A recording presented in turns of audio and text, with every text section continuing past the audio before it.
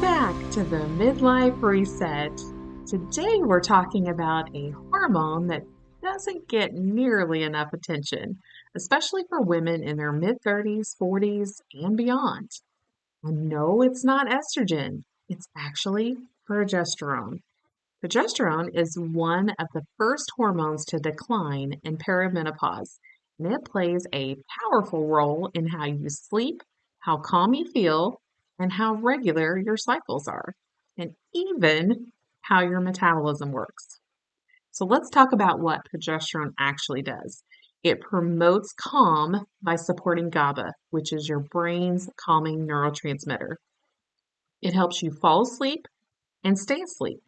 It balances out estrogen, which keeping it from being dominant. It helps regulate your cycles and even helps reduce heavy cycles. When progesterone drops, many women start experiencing symptoms like anxiety or a racing mind, sleeping issues, especially around their cycles, mood swings, irritability, shorter and irregular cycles. Any of this sound familiar? Let me tell you, you are not broken. You are just likely low in progesterone. So here's where things get a little bit tricky because when progesterone drops faster than estrogen, you get something called estrogen dominance. Now, that doesn't mean you have too much estrogen. It means estrogen is no longer being balanced out. And so estrogen dominance can lead to bloating, breast tenderness, heavy cycles, migraines, mood instability. This is why you might feel like your emotions are all over the place, or your PMS has suddenly turned into a 2 week long event. So let me tell you about Mia. She came to me feeling very anxious, moody. Just felt like she was losing her sense of self. She wasn't sleeping well. Her cycles were unpredictable. She just didn't feel like herself at all. And so I encouraged her to have a hormone panel run. And we found that her progesterone was almost non existent.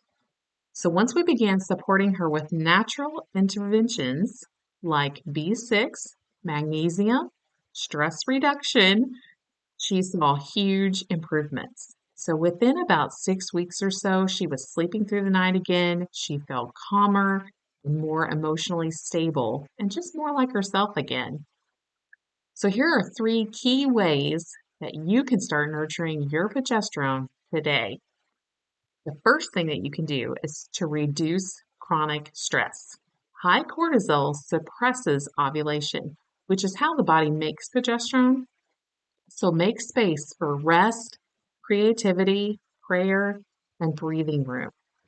The second thing you could do is nutritional support. So nutrients like magnesium and zinc and B6 help your body to produce progesterone. Start with food and then add a supplement where needed.